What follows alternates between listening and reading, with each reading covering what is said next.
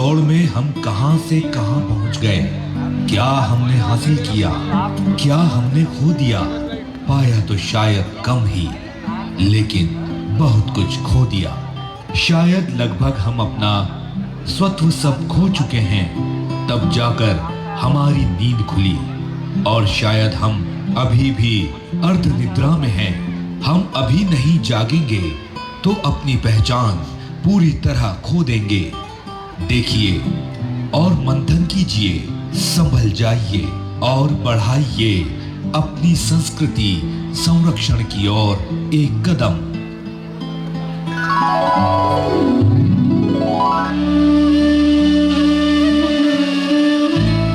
ये हैं हमारे पड़ोसी वर्मा जी, भारतीय संस्कृति के संवाहक दिव्य व्यक्तित्व, और उनकी पत्नी साक्षात ममता की मूर्ति। उनके बच्चे इतने आज्ञाकारी और सुशील, जैसे कि सद्गुणों की गंगा बह रही हो।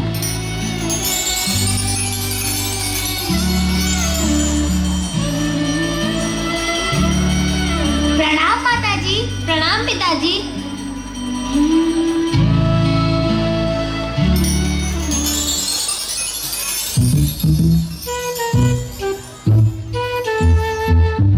और ये है हमारे पड़ोसी शर्मा जी। विदेशी संस्कृति का भूत चढ़ा है इनके सिर पर। और उनकी आधुनिक पत्नी एकदम लापरवाह। उनके बच्चे सिर्फ जिद्दी, नकचढ़े और घमंडी।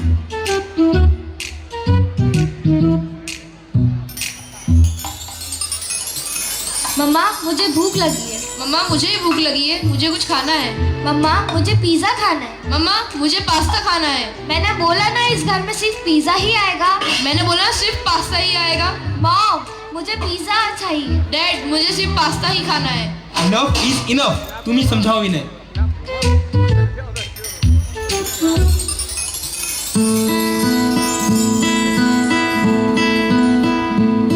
अब ये बच्चे बड़े होकर पढ़ाई के लिए स्कूल जाते हैं। वर्मा जी के बच्चे भी पढ़ते तो अच्छे पब्लिक स्कूल में हैं, लेकिन शर्मा जी के बच्चे ऐसे स्कूल में जहां हिंदी बोलने पर जुर्माना, मेहंदी लगाने पर जुर्माना, बिंदी लगाने पर जुर्माना और शिक्षा की भाषा, संस्कृति, सोच सब कुछ हमारी संस्कृति से अलग।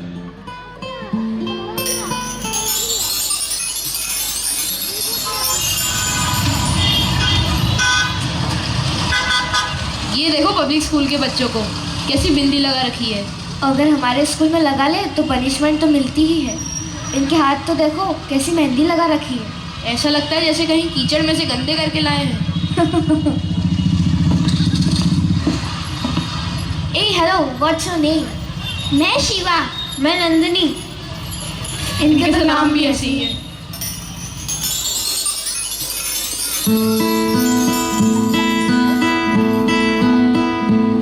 अब ये दोनों परिवार के बच्चे कॉलेज की पढ़ाई के लिए तैयारी कर रहे हैं। संयोग से एक ही कॉलेज में इनका एडमिशन होता है।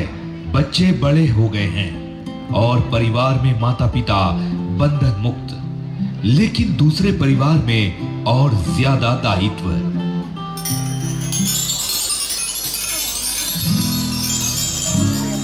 बच्चों, आप लोगों ने अपना टिफिन लिया? नहीं माँ, हम बाहर से खा लेंगे। रुको, मैं अभी ला कर देती हूँ। बच्चों, पढ़ाई कैसी चल रही है? अच्छी पिताजी।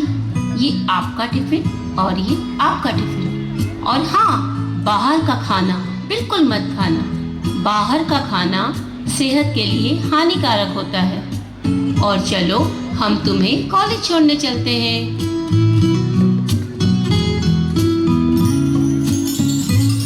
Good morning mom. Good morning dad. Hi dad, क्या आप हमें कॉलेज छोड़ देंगे? हो सॉरी बच्चों, मुझे मीटिंग के लिए लेट हो रहा है। मॉम आप छोड़ दीजिए। सॉरी बेटा, मुझे किटी पार्टी के लिए लेट हो रहा है। और मेरा पर्स कहाँ है? ओके मॉम, मैं अकेले चली जाती हूँ। और हाँ, मुझे आते टाइम लेट हो जाएगा, सो डोंट पैनिक। और मुझे क्रेडिट कार्ड और कार की चाबी दे दीजिए। ओके, वो बैग के पास रखी है, जाओ ले लो। Thank you mom. Oh no no no no no, मेरा हेयर स्टाइल खराब हो जाएगा।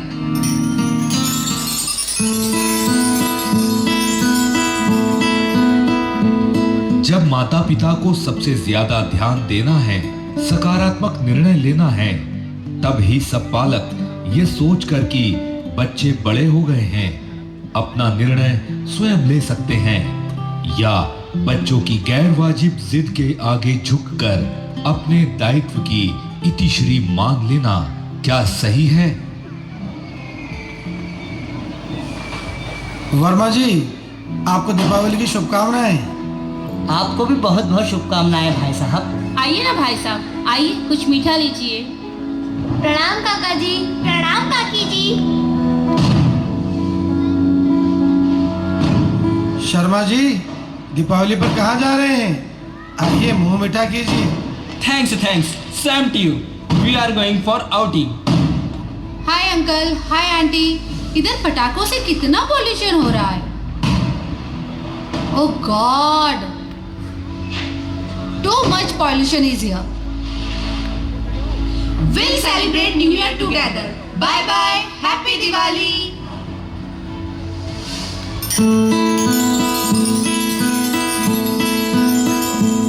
वैसे तो शर्मा परिवार मिलने जुलने में कोई रुचि नहीं रखते, लेकिन आमना सामना होने पर भी शर्मा जी बिजी हैं कहकर टाल जाते हैं।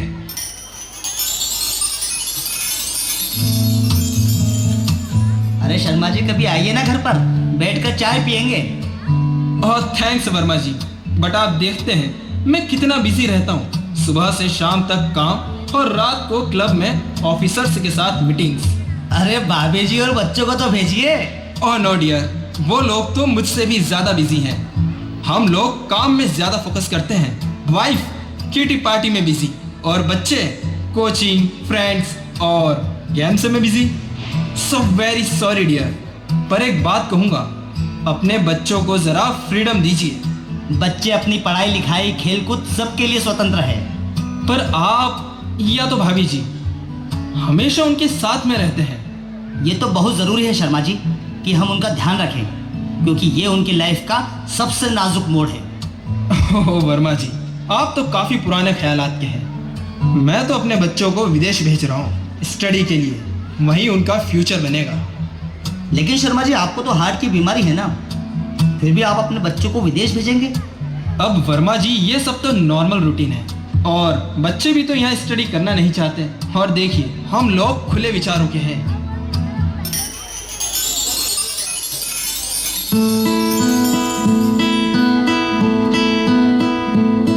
शर्मा जी के बच्चे पहले बेंगलोर और फिर यूके पढ़ाई के लिए जाकर वहीं सेटल हो जाते हैं।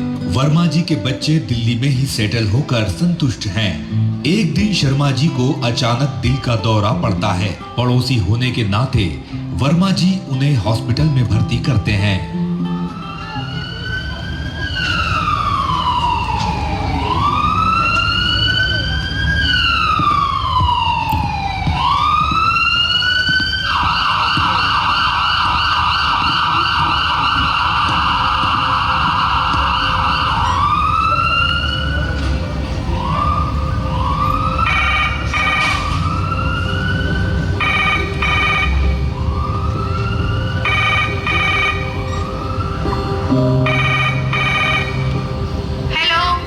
बेटा, तुम्हारे पापा को हार्ट अटैक आया है।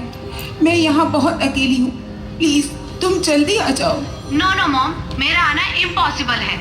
मैं यहाँ अपने कॉलिग्स के साथ रहती हूँ, बहुत प्रॉब्लम है। मैंने नकुल को भी फोन लगाया था, पर वो भी फोन नहीं उठा रहा है। मॉम, यहाँ सांस लेने की भी फुर्सत नहीं है और आपको फोन की पड़ी है। और नकुल, उसका मुझे नहीं पता। मॉम, मैं भी नहीं मिल पाती हूँ उससे। तो प्रिया, तुम्हारे पापा बहुत सीरियस है, प्लीज ट्राई टू अंडरस्टैंड। तुम सब जल्दी आ जाओ। और मॉम, जो भी ट्रीटमेंट करेंगे वो डॉक्टर्स करेंगे, मेरा वहाँ क्या काम है। और आपकी तो इतनी सारी फ्रेंड्स हैं, किसी को भी फोन करके बुला लीजिए। बेटा, अगर मुझे पता होता तुम बाहर जाकर इतने हार्टलेस हो जाओगे तो मैं तुम्हें कभी विदेश नहीं जाने देती। ओह मॉम, आप इतनी सी भी सिचुएशन मैनेज नहीं कर सकती हैं। और नकुल भी अपनी पसंद की लड़की के साथ रह रहा है, खुश है। अब हम इंडिया शायद कभी ना आए। So bye bye. आप मुझे फोन करके तंग मत करना, because we don't have time.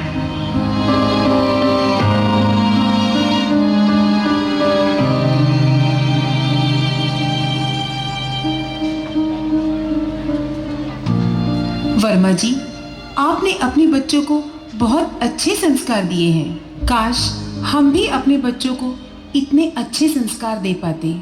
आज हम अपने बच्चों के होने के बावजूद भी अकेले रह गए हैं। काश वर्मा जी, हमने भी अपने बच्चों को आपकी तरह संस्कार दिए होते तो हमें ये दिन नहीं देखने पड़ते।